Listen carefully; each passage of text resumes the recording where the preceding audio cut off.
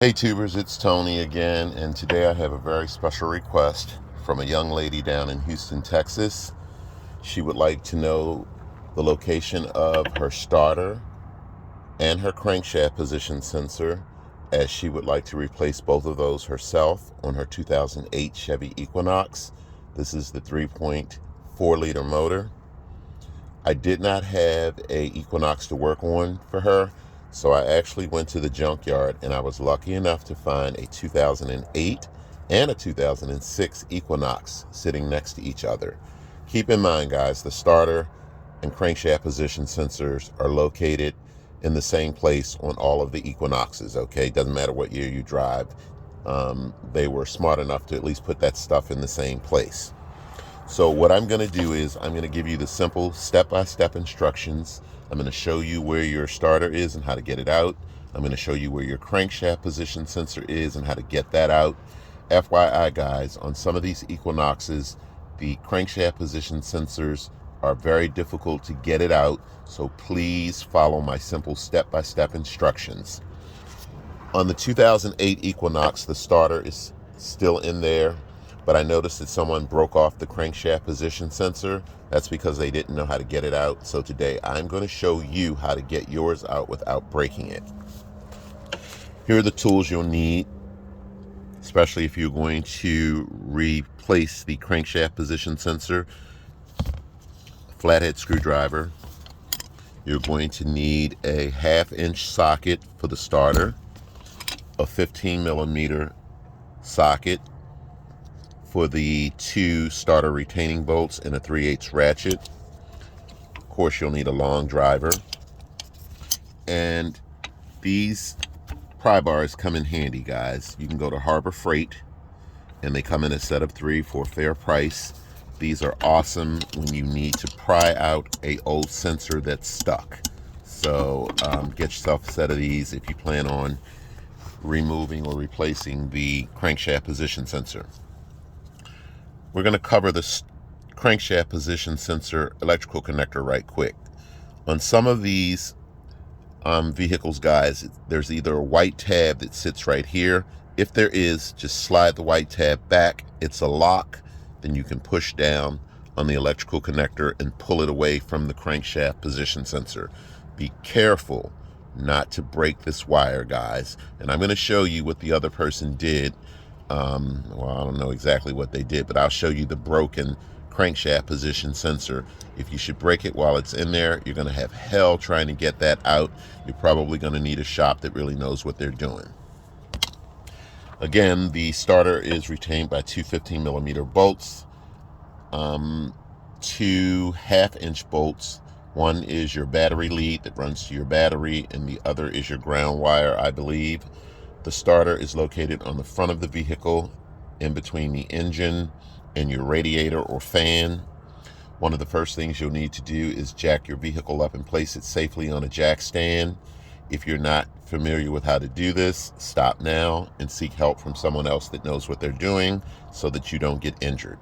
The next thing you want to do is disconnect the negative cable or the black cable from your battery. This keeps you from potentially shorting out other fuses or doing harmful damage to your vehicle's computer. So once you've done all that, guys, what you want to remember is everything you take apart goes back together in the reverse order that you use to take it apart. Okay? If you're unfamiliar with what you're doing, snap photographs of things before you take it apart. If you should have questions, you can reflect back to your photograph and make any needed corrections. Okay? If your vehicle has a protective engine cover on it, you'll need to remove that first. These vehicles at the junkyard do not, so I can just simply climb up under the car and get started. So for the most part, I think I've covered everything. And again, when it comes to the crankshaft position electrical connector, that's what it looks like. Okay, you remember what I said to get it out, and you should be good to go. So I'm going to go ahead and get up under the vehicle, and we're going to show you the location of the starter and how to get that out first. Okay, I'll be right back. Okay, guys, I'm up under the vehicle. There's your fan. Just the opposite of your fan is your starter. There's your oil filter. The starter is retained by 2 15mm bolts, one there and one there. But before you actually remove any of these bolts, you're going to go up top, guys, and you're going to notice there is a 1/2-inch bolt there, a 1/2-inch bolt there that you'll need to remove, and an electrical connector. The electrical connector is easy to get out, guys. On top of it, there's a little tab. You just push the tab up, and then you can pull the electrical connector away from the starter. I've already done all that stuff to make this video shorter for you guys. Just remember, in the end, when you're done, hook this stuff back up. It's very important that you make sure this stuff is hooked back up and it's nice and tight. So what you're going to do is you're going to remove this bolt here first, but don't take it all the way out. Then you're going to remove this bolt as much as you can. Now, what you're going to notice on the 2008 Equinox, there's a little bolt here. I believe it's missing on the 2006 Equinox. So once you remove this bolt all the way out, you can then cock the starter up a little bit, and that will allow you to get the second bolt free. Just remember, it goes back in the reverse order that you used to take it out, or you can simply remove this 10mm bolt here, and then you can take this out with no problems. So let me go ahead and remove the starter and show you what that looks like.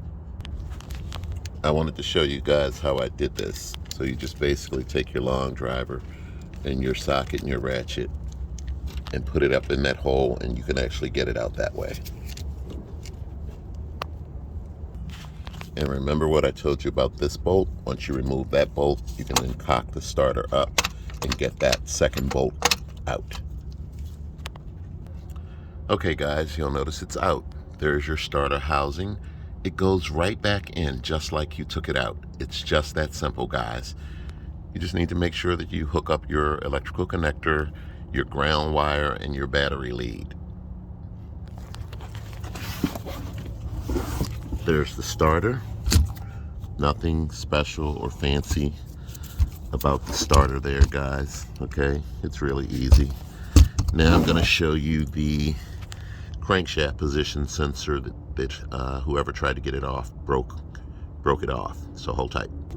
Okay guys, the crankshaft position sensor is located right under the front drive shaft. So you look at both wheels on the front of the vehicle and follow the drive shaft.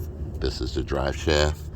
When you get up in there, you'll notice there is where your crankshaft position sensor would normally go into.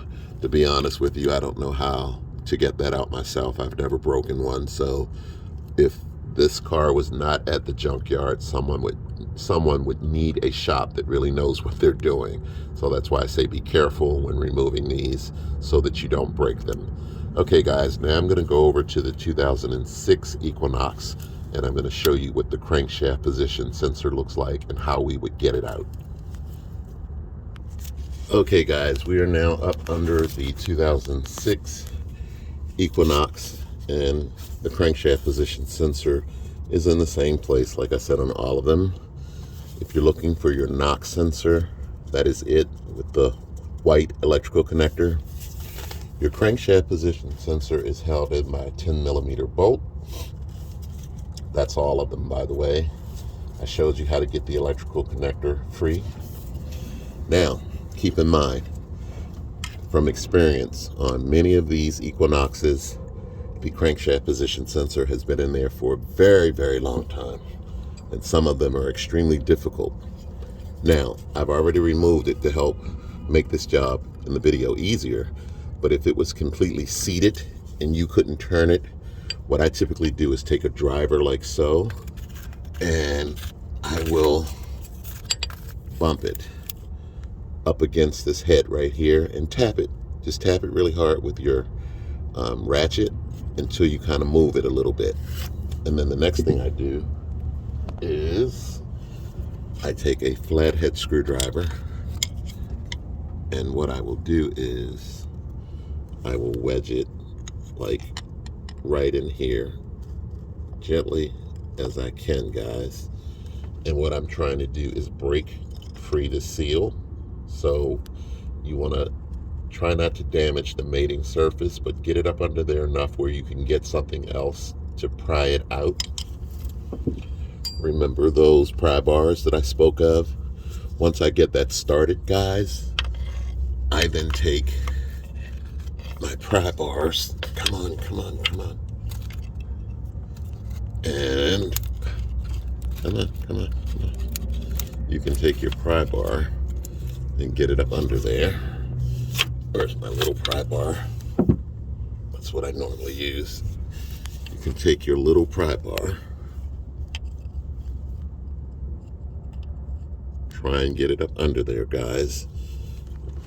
And then what you do is you start prying out the sensor. Okay, see? So that's what I do. I get it up under there and I just pry. Keep prying and keep prying, keep prying. Eventually you should be able to grab the sensor by hand and pull it out. Word of advice: if you had code PO335, or meaning your vehicle would not start because you had a bad crankshaft position sensor, when you get your new sensor, put fresh motor oil on this O-ring by my finger. That keeps the O-ring seal from drying out prematurely due to excessive heat from the engine. So when it sits down in that compartment, if it didn't have lubrication, it could dry out and then it would start a leak, and then you would destroy the new crankshaft position sensor. Get your new crankshaft position sensor, guys. Put it back in, push it down as far as you can get it to go.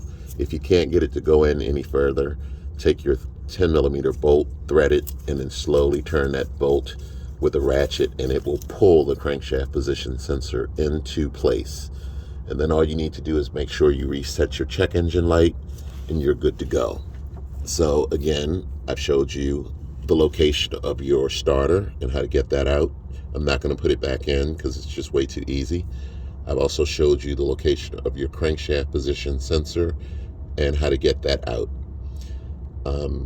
Again, remember, any and everything that you take apart goes back together in the reverse order that you use to take it apart. I hope this video has been helpful. Thanks for watching, guys, and take care.